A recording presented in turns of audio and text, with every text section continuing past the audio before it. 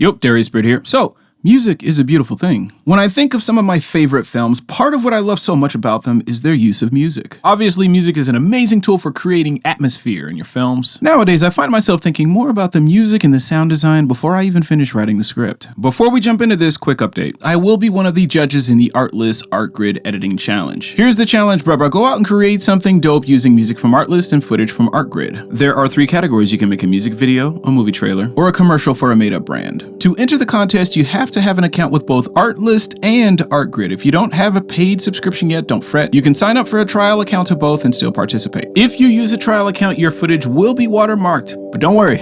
Relax, you are still perfectly fine to enter the competition. The watermark with the trial account thing will not affect judging at all. And last thing, when you upload your final video to YouTube, you must use this hashtag in the video title. The first place winner in each category is going to win this stuff and more. There will be other prizes from these brands as well. But there will only be 10 winners total, 3 from each category, plus a judge's favorite. Winners will be judged by editing skills, creativity, storytelling. Do not let current events be an excuse not to create and not to get your skills up. Links to ArtGrid and Artlist are below. They are affiliate links. For more info about this challenge, click the link in the description. Sign up, go out, make something, submit. Back to the video. When you're using music in your films, bruh, here's some things to keep in mind. I'll be using examples from my last short film, Pandemic.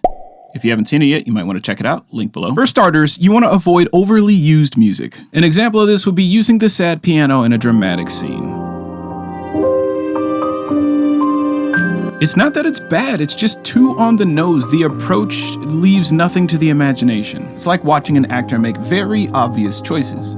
It's not interesting. The sad violin can sometimes fall in this category as well. Here's a good way to find out what's overused. Do a YouTube search on dramatic short film and watch 30 shorts. By the time you watch the 30th short, you will have a good idea what gets overused. And another thing, rather than think of music as a way to fill out a scene, I find it's more useful and more effective to treat music like another character. For example, in this scene with Kate, I don't need music here. Why are you wearing my robe? I don't even know. You know, it looked comfy. This mic could be my new vibe. What do you think? Okay, you look ridiculous. You look so ridiculous. I can't even. Wow. You know, I was kind of hoping for like a, gosh, babe, it's like really cute when you wear my robe when you miss me kind of vibe. The scene works perfectly fine without it. You get what's going on, you get the vibe. Dramatically speaking, this scene is complete, right? You don't need music to complete this scene. Instead, I used music to add texture and character and dimension and atmosphere.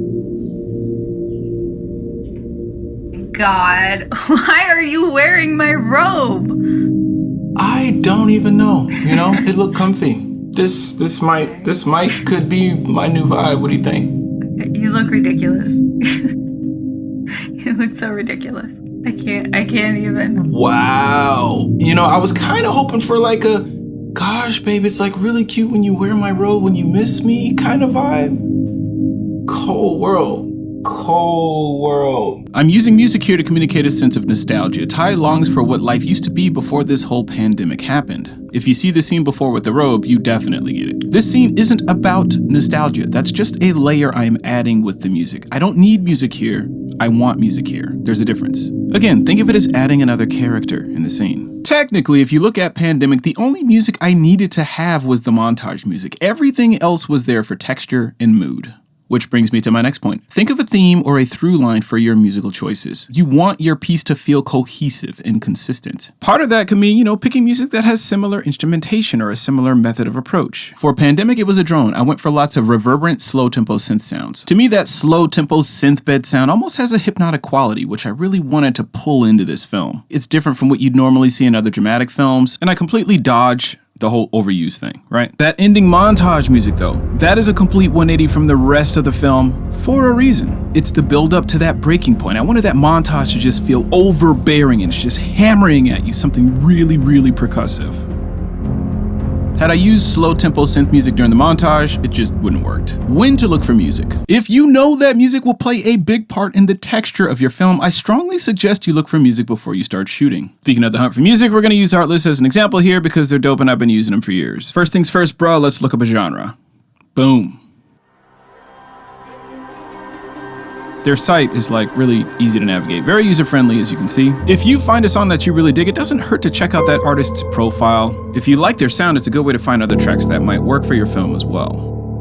You can also look things up by album as well. Very handy. I strongly recommend organizing your music in collections. This is a public collection. This is a curation of music I used in short films, feature films, YouTube videos, etc., etc. I'm gonna go ahead and drop a link to this in the description section. I got a collection of tracks just for B-roll, another one for background music. Made a collection of songs I could see using in future short films. YouTube music. These are songs I plan to use in future YouTube videos. Also worth mentioning, they have a sound effects library. I've gotten quite a few sounds from there as well. With a subscription to Artless, you get access to the entire music library. You get it for a whole year. You could download 1,000 songs in a year if you wanted. And yes, they update their catalog fairly frequently. They actually do it on a daily basis. If you make the hunt for music a part of your pre-production, there are some big advantages to this. One being that you can spend as much time as you need looking through tracks until you find the right music. Sometimes it takes a while. And two, if you have your music beforehand, you can plan out your cuts, bruh. This is especially true for montages. I found all the music for Pandemic in pre-production. And yes, all the music is from Artless. The song I used in the big montage sequence was about 4 minutes long.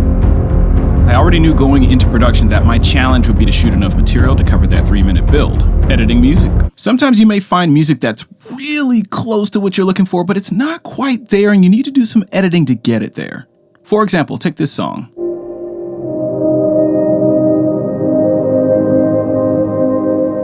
So I like it, but it's too bright. I'm looking for more of an atmospheric drone. I'm gonna take a low pass filter and just roll off some of those high frequencies.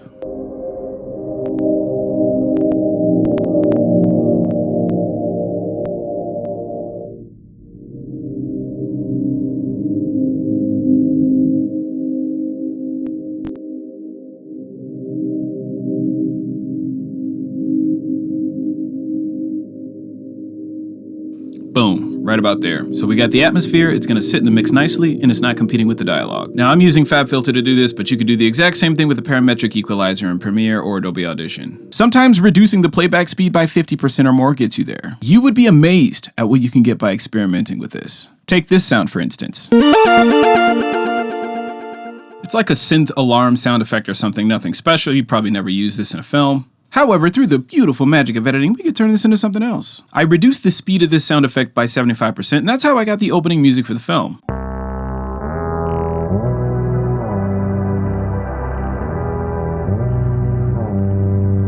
Now the music gives you this lethargic, molasses, feeling, like another day waking up in quarantine. Every day is the same, yet not.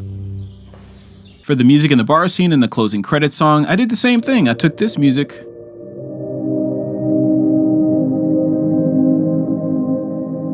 and I reduced the playback speed by about 30%, giving us this.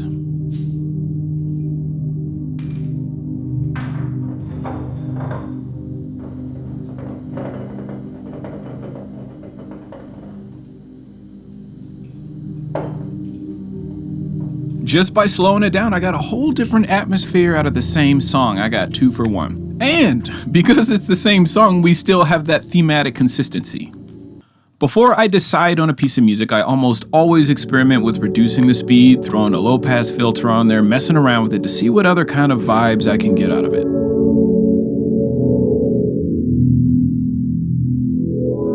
If you remember nothing else from this video, remember this. You don't have to reinforce the mood of the scene with the music. You can play against it. You can go a totally different direction altogether. Try not to look at choosing music as a right or wrong thing. Look at it more as an expression of your taste and approach it with a sense of experimentation. My idea of how music should be used in a film continues to evolve, as will yours, and this is a great thing. It means we're learning and we're growing as filmmakers. Links to Artless and Artgrid are below. I'm looking forward to seeing your entries in the contest. Thank you for watching, keep hustling, and Ebert out.